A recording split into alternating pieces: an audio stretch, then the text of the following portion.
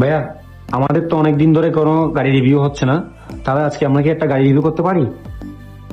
হ্যাঁ, ঠিক বলছো। আসলে অনেকদিন ধরে রিভিউ করা হচ্ছে না, কাজের চাপ একটু বেশি। কি গাড়ি নিয়ে রিভিউ করবো বলো? ভাইয়া, টয়টা ইয়ারিস ক্রসটা কেমন হবে? ইয়ারিশ ক্রস নিয়ে আগে তো রিভিউ করি নাই। হ্যাঁ, ঠিক আছে, ভালো একটা বুদ্ধি দিচ্ছ। চলো তবে আজকে ইয়ারিশ ক্রস নিয়ে একটা রিভিউ করে দেবো। ওকে ভাইয়া। Let's go.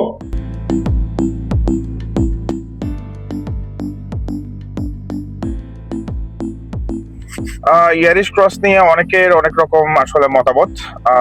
আমি ইয়ারিশ ক্রসে ফার্স্ট অফ অল আপনাদের বলে রাখি যে বসে কিন্তু আমি ফিল করতেছি না আমি করলা ক্রসে চালাচ্ছি, এরকম একটা ফিল হচ্ছে। বিকজ আপনার এটা এনভায়রনমেন্ট থেকে শুরু করে মিটার সবকিছুই, ড্যাশবোর্ড সবকিছুই দেখতেছি আমি মোটামুটি ইয়ারিশ ক্রস আর করলা ক্রসের কোনো তফাৎ নেই। আর যেটা ইয়ারিশ ক্রস নিয়ে একটা মানুষের হেসিনেশন থাকে যে সবার মুখে মুখে শুনতেছি যে ইয়ারিশ ক্রসটা নাকি 100-র উপরেও উঠলে আপনার গাড়িটা জার্ক করে, মানে আই মিন আপনার গাড়িটা শেক করে হালকা। তো সেটা নিয়ে আমি আজকে দেখবো, কারণ আমি একটা গাড়ির রিভিউ যেহেতু করব, তো রিভিউ করার আগে আমি এটা ভালো করে এক্সপিরিয়েন্স করে ভালো করে চালিয়ে দেখবো।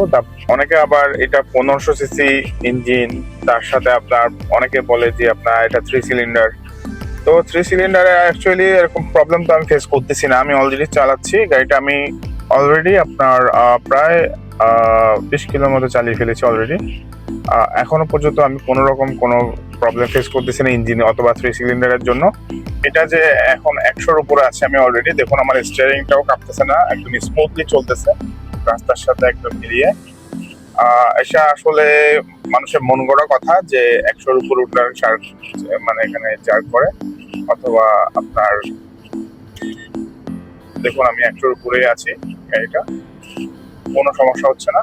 দেখুন কত সুন্দর স্মুথ চলতেছে গাড়িটা।